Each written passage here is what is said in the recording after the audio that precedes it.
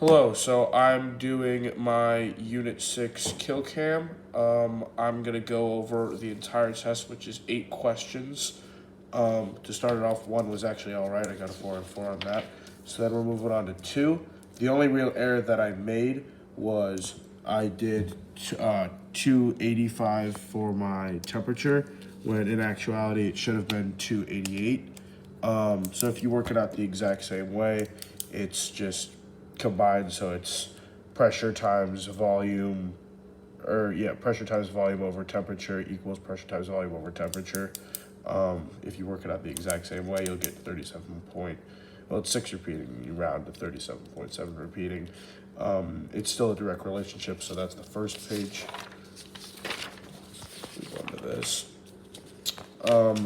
For number 3, I just forgot to add units, but it's just Gay-Lussac's, so it's just pressure over temperature equals pressure over temperature. It's just pressure over temperature equals pressure over temperature. P1 over T1 equals P2 over T2. It's 243 kilopascals. It's still a direct relationship. So that's number 3. And then number 4 was, I got A right. I got 112 milliliters the first time. I got 112 milliliters the second time on my check. And then the constant, I put molarity, which was close, and it was actually amount of moles, or A, or in this case. So that's number 4. Number 5 is when you use, I forget what the name of it is, but you have to find number of moles. So it's here, I'll write it better. Volume times pressure over temperature times molar gas constant, which is all that, and then the molar gas constant is the 8.314, because we're using kilopascals, and that converts to roughly 177 moles using sig figs. And then the reason, if you the rest of 5, the reason why you can't use this you can't use this exact formula for A if the temperature was exceedingly low, is because gases don't act ideally under cold temperatures, and because one of the parts of the equations is a constant, meaning that it would have to act normally. If it doesn't act normally, then you can't use it, because under colder temperatures gases don't act ideally. Moving on to 6 really quickly. I don't know why I try to do calculations for a lot of these, but this is the part I'm actually doing the real Killcam on.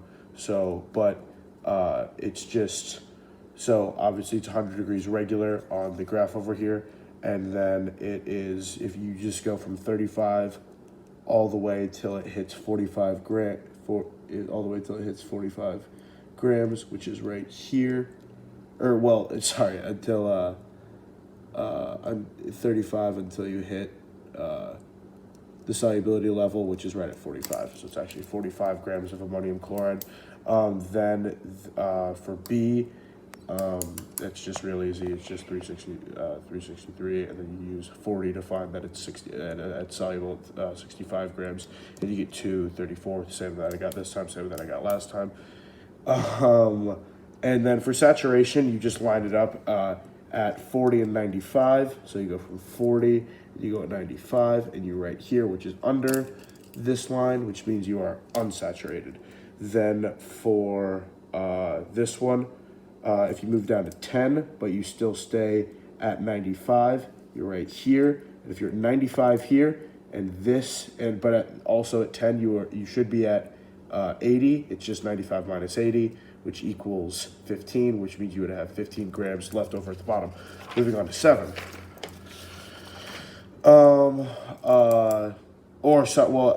With the end of 6 rather. To increase the solubility of carbon dioxide, gas, and water, basically just increasing the temperature. That would pretty much do it pretty good.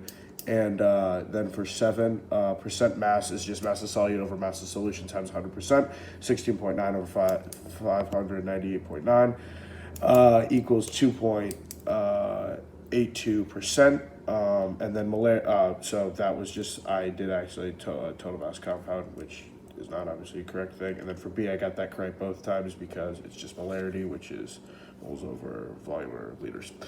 All right, moving on to 8. We got 8 was kind of a long one. To find boiling point, all of their molarity was 2 because it was 1 over 0.5 because it was 1 mole over 0.5 liters. And then I just took the molar mass to find that all of the boiling points. I found that C was the least, B was the second most, and A was the most, so it goes CBA. And then for the reason that all of the boiling points compare, the boiling points of these solutions all compared to the boiling point of pure water, is that they're all greater, because if you were to add any solution with a boiling point higher than water to water, it would then increase water's boiling point, which is why these all, one of the reasons why these all have higher boiling points. These have higher boiling points, which means that they have higher boiling points compared to water. Perfect, thank you.